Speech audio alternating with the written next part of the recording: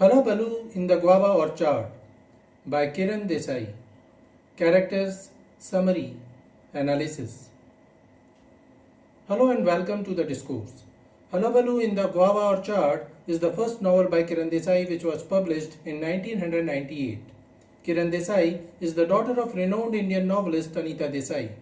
Kiran Desai was born in Delhi. At 14, she left India to live in England where her mother got a teaching job. Later on, Kiran moved to the United States with her mother where she completed her studies. Hullabaloo in the Guava Orchard is in the genre of magical realism with themes including nature versus modernity, traditions, customs, expectations, and commercialization of religion and spirituality.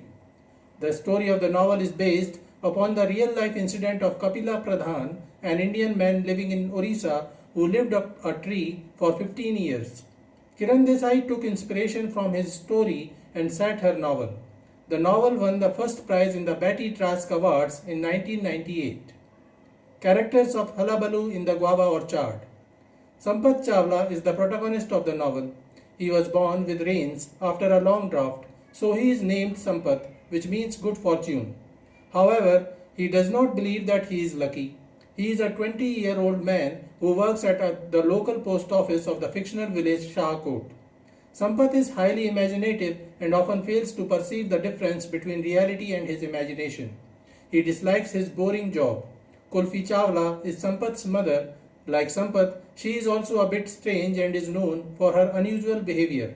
When Kulfi's father noticed her peculiar behavior, he was worried that it would be difficult to marry her and thus he arranged her marriage with Mr. Chawla in a hurry. Mr. Chawla loves Kulfi but fails to understand her unusual behavior and cravings for exotic food. Pinky Chawla is Sampath's younger sister. She is a rather empty-headed teen Indian girl interested in clothes, appearances and romance.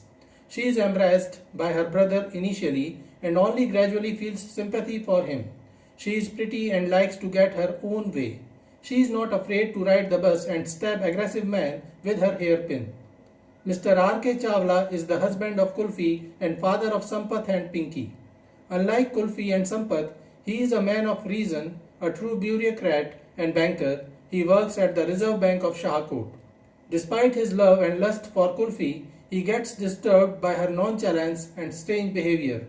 Initially, he tries to change her but finds it impossible. When he sees that his son Sampath is also becoming like her mother, he tries his best to mold him but fails again. The CMO, Chief Medical Officer of Shahkot, is a corrupt man who is more worried about his own profits than the well-being of the public. The DC, District Collector of Shahkot, is a young, honest, hard-working man who tries to solve the crisis in Shahkot without enraging any of the involved communities. Mr. DPS is the head of the post office and is Sampath's boss. He fires Sampath during his daughter's wedding when Sampath drops his pants in the fountain in front of the wedding guests. Mr. Gupta is a colleague of Sampath at the post office who is sympathetic towards him. Later on, he becomes the secretary of the new district collector and advises him on the tense situation in Shahkot. Hungry Hop Ice Cream Boy is a young teen who sells quality ice cream from a cart in front of the cinema and rescues Pinky and her grandmother from an enraged monkey trapped in the cinema hall. Pinky gets infatuated by him, but he fails to notice her romantic attention.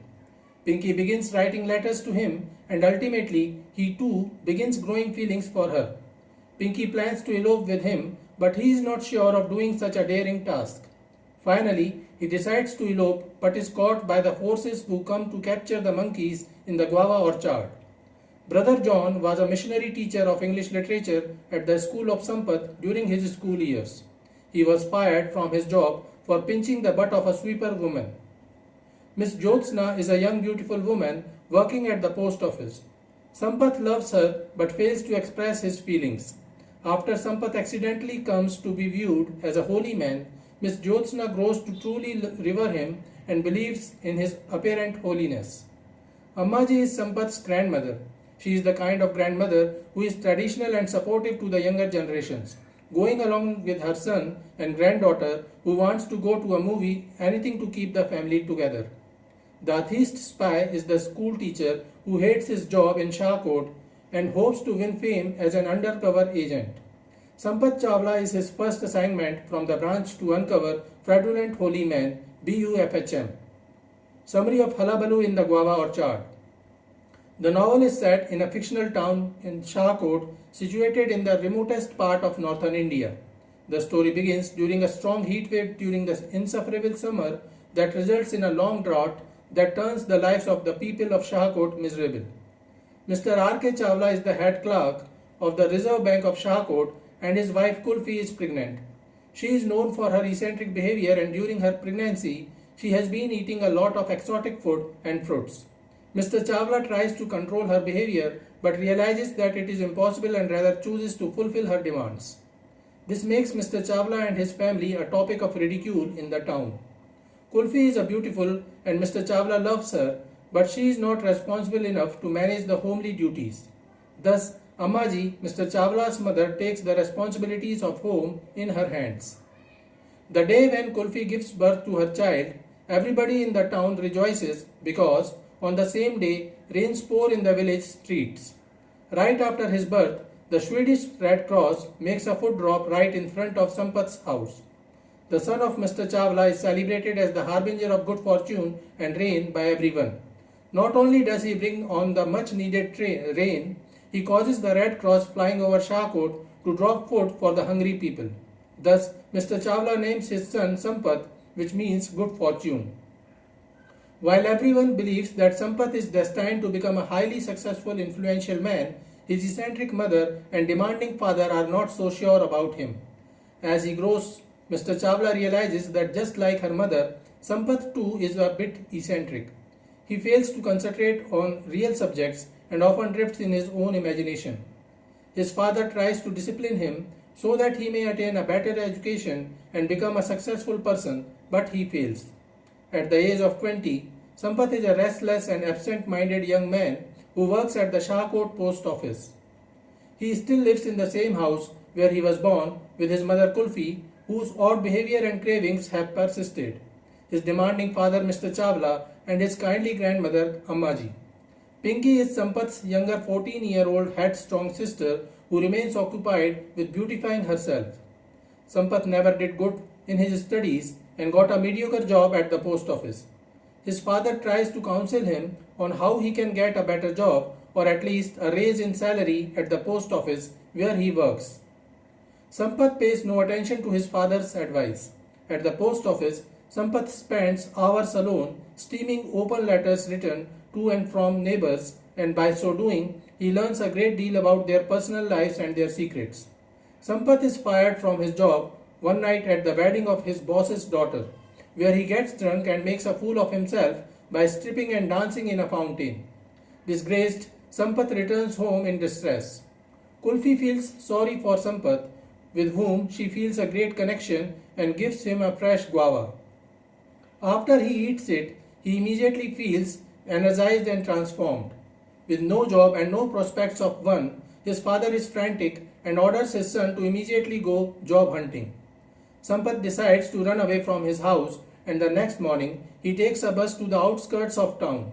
The epiphany of the taste of guava that he ate last night still lingers in his mind. He notices a dense guava orchard and enters. He searches for the tallest guava tree. Atop this, he feels comfortable and at peace for the first time. He embraces the sweetness of the fruit and the tranquility of the view. He begins imagining himself as a guava belonging to the tree. Alarmed by how much time Sampath begins spending in the guava tree, his family decides to arrange a marriage for him. However, Sampath has no interest in girls. He was infatuated by Miss Jyotsna, who was his colleague at the post office, but never dared to express his feelings. He dismisses the girl suggested by his father. This results in the growing curiosity of the townspeople who pass by him every day. Sampath used to read their postcards during his stint at the post office, and thus he already knows a great deal of secrets about these people. When he begins questioning these passers-by about their daily lives, they imagine he is a holy man with psychic powers as he knows so much about them. Mr. Chawla sees a business opportunity in this and allows Sampath to live atop the guava tree. Ammaji also helps her son and begins a tea stall near the guava orchard. Kulfi and Pinky begin caring for Sampath's needs while he stays at the guava tree. Soon, Sampath begins offering sermons to the visitors who believe he is a holy man. A school teacher of Shahkot daily notices this crowd gathering. He is an atheist and a member of the branch to uncover fraudulent holy men, BUFHM. He is appointed as a spy to gather evidence against Sampath to expose his fraud. He begins to visit the Guava Orchard to listen to Sampath's sermons. He notes down every dubious thing that Sampath says, but he fails to attain any clue against Sampath's fraud while Sampath's fame grows along with Mr. Chawla's fortune. Soon, local newspapers and TV channels begin featuring programs and news items about Sampath. As Sampath's fate as a prophet is sealed, he lives entirely atop the tree, receiving food, clothes, supplies and medicine from those below. Sampath has not changed as a character, but people now revere him like a god. His previous laziness and drunken behavior are forgotten. His family moves into the orchard and the economy benefits from this newfound prophet. Buses make frequent visits to the site, merchants ply their trade, and those building the family's new home at the orchard secure work. One day, a group of monkeys appears in Sampath's orchard and takes a liking to him. But before long, they discover alcoholic beverages brought to the orchard by one of Sampath's visitors. The monkeys become drunk and violent, and they are soon hooked on alcohol, seeking it out wherever they can find. Soon enough, the monkeys begin terrorizing the town of Shahkot in their unruly search for alcohol. As the townspeople suffer the menace of monkeys, the inept government officials try to control them but fail. Meanwhile, some of the devotees of Sampath begin praying for the monkeys and giving them gifts as they feel they deserve respect. On the other hand, another group of people feel harassed by the monkeys and want to get rid of them. The monkey crisis becomes a huge controversy. Sampath feels sick and overwhelmed as his visitors argue furiously about the monkeys. He ran away and started living in this tree to escape from his responsibilities, but now he is being forced to face new, more stressful expectations. He realizes that the peace and simplicity of the grove has been ruined. He longs to escape before he is trapped in this new life forever. He begins planning to run away again, but finds no way. He decides to pretend as if he has been changed into a guava. The monkeys help him as they carry him further upward towards the top of the tree. Thus the people and the atheist spy cannot see or catch him. Meanwhile, Kulfi makes a pot of stew beneath the tree. The spy tries to climb up and catch Sampath, but Sampath disappears and after some time, something falls into the pot of stew.